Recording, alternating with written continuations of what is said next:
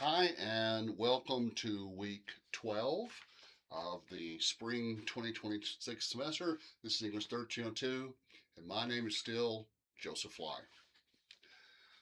Before we get into Emily Dickinson, let me take a few moments and talk to you about your third quiz. It's scheduled for Thursday, April the 23rd. It'll be open all day, but just like last time, if you'd rather, you're welcome to come in and take the quiz.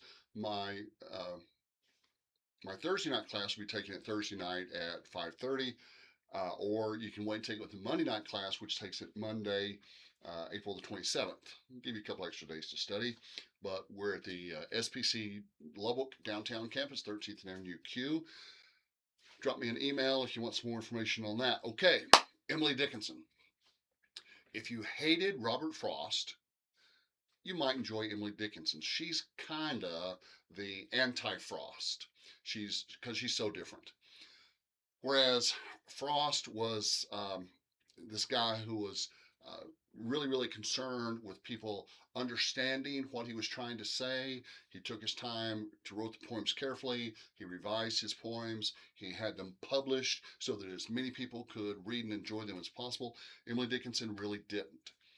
If you'll watch that PowerPoint of her life carefully, and I think I've also posted a video or two of her life, she had a unique adulthood. She had a normal childhood. She was lively, popular, went outside, played with friends.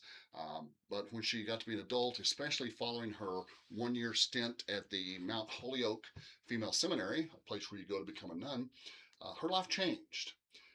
She may have become an agoraphobic. Now, agoraphobia is an irrational fear of open spaces. It comes from the Greek word agora, which means marketplace. But she may have had this to somewhat of a smaller degree. Maybe she wasn't just freaked out by open spaces, but maybe she just felt more comfortable indoors. We know she spent the last 30 years of her life in her house, the house that her grandfather built called the homestead, and she spent the last 10 years in her bedroom. Now, she would come to the front door to bring baked goods to neighbors. She would go out in the backyard to tend to the garden, but generally she just kind of stayed indoors. She wrote her poems on these large, oversized sheets of paper. And then bound them together in homemade books, which she called fascicles, a word which she invented. And she kept them in her bedroom. And then she requested that upon her death they be destroyed. So these poems really weren't written for anybody else. She never intended for her poems to be published, or really even for her poems to make sense to a general audience. We don't know a lot about her personal life or about her inner workings, her mind, although she did write a lot of letters to friends and family. She had correspondences with a lot of people, several people. But her sister-in-law, Susan Huntington Gilbert, who was the recipient of most of these letters, kept them locked up and hidden away, wouldn't give them to anybody. And when she did finally turn them over in bits and pieces, they were heavily redacted. So major parts had been removed. So we really don't know any of the juicy details.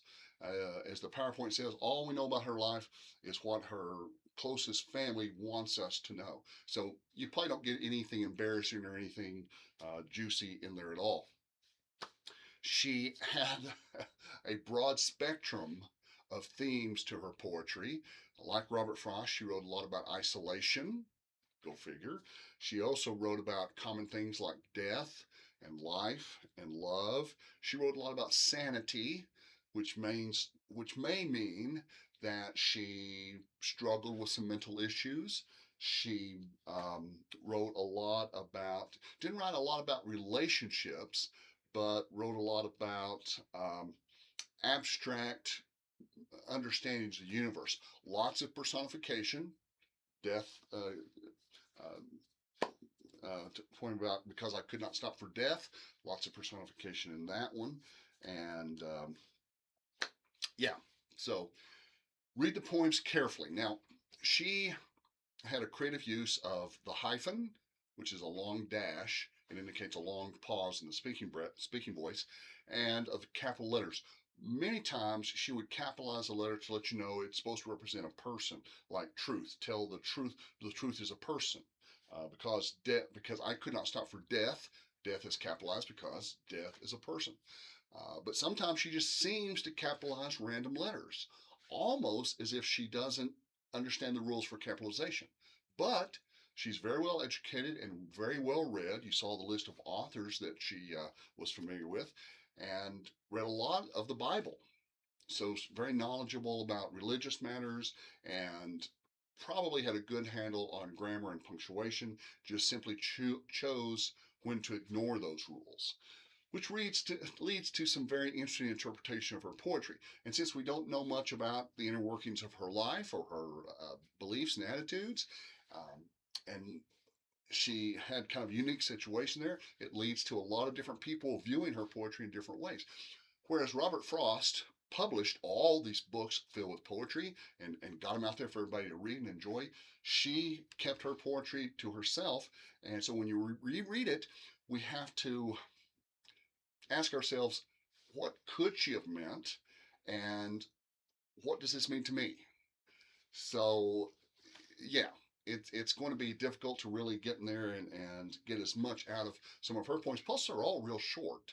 She never revised a poem, never went back and changed it. She just jotted it down and she's done with it. She also didn't put titles on her poems. The people who publish them just use the first line as the title. But yeah, so that just tells you it's just like a reminder for herself about what was going on in her mind at that time. And